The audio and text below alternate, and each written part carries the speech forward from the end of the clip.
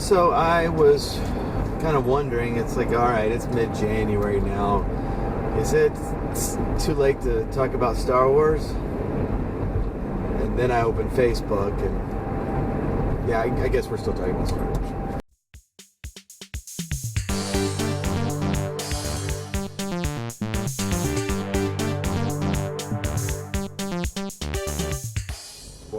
Spoilers, there will be spoilers. I wanted to talk, hopefully briefly, about one element of the film I really liked, and that's the use of light when we're dealing with Snoke and Han, both in regards to Kylo. So, as you'll remember, when we're seeing Snoke, we're seeing some sort of image, whether that's a hologram or some have suggested a Force ghost. I kind of lean toward a hologram, although that's a really much better hologram than anybody else has in Star Wars.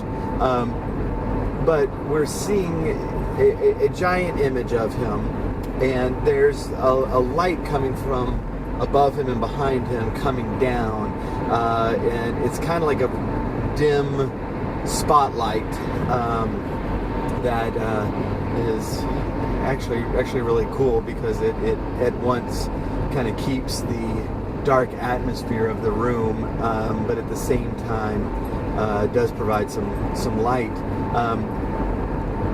But that is the only context that we see Snoke throughout the film. And so I noticed that at Han and Kylo's showdown, that image is repeated. This time the light is coming from the star outside that is being drained of its image, of its energy, and so that light is getting dimmer and dimmer. But we still have, through a hole in the wall, that kind of spotlight image coming down on the bridge, and it is coming through. This time, it is coming through Han. I think the images are very intentionally paralleled there, and it's a reminder of a couple of things. The first of which is it is a reminder of Snoke's influence over Kylo, but it is also putting Han into that spotlight that Snoke had occupied before. And so it's also a reminder that Han, being Ben's father, has that similar sort of influence. And so the question then is, who is going to win out, and who is going to be the one going forward, who is going to be the one that occupies that role as that influence in the spotlight, as it were. And we should note that in the Star Wars world, just because Han died does not mean that that influence is dead. And we might very well see that Han's influence is the one that wins out in the end. But we'll have to wait on that. But this is also a double image, because the star outside is dying, and in that star is in that moment representing the hope, because we've been told over and over and over again, as long as there's light, we have time. But as soon as that thing is drained out, they can turn on the weapon. And so in this moment, we are literally, the light is being choked out of the star system, whereas in that room, Han, who is the representation of the light side at this point, his light is being snuffed out as well. And in the end, both of them are snuffed out. But the battle is not over there. And we see in the course of the movie, the return of the light in two ways. First of all, the explosion of the planet. The star ultimately wins out.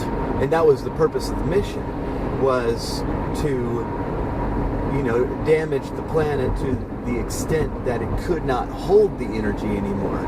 And so the star kind of busts out of its constraints and destroys the planet in the process. But at the same time, we see the coming of the light in Rey, which, as in A New Hope, was about, a glimmer of light appearing in a very dark universe. The Force Awakens is about the same thing. It's about the return of hope. And so we see as Rey is tapping more and more into her Force abilities and is able to fight Kylo and be victorious over him, despite the fact that he was seriously wounded at the time. But that is a representation of the return of the light that had just a moment before seemed to have been completely snuffed out. So the parallels here are really really well done, and that might be the whole reason we have the imagery of the draining of the star. So we don't necessarily have an all happy ending like we did in A New Hope or Return of the Jedi or something like that, but we don't have a sad ending. We have the dawning of A New Hope. We have the return of an old light in Luke, and we have more hope by the end of the movie than we did at the beginning. And that image of the planet coming apart in light is very appropriate for the end of this movie, because that's exactly what's going on, is that the light is reasserting itself in a big, massive way. So thank you always for watching. Hopefully this is interesting to you. I still have a couple more Star Wars videos that I want to do before I end this series. So please subscribe and keep an eye out. The next one should come much more quickly than this one did. And so we'll see you later.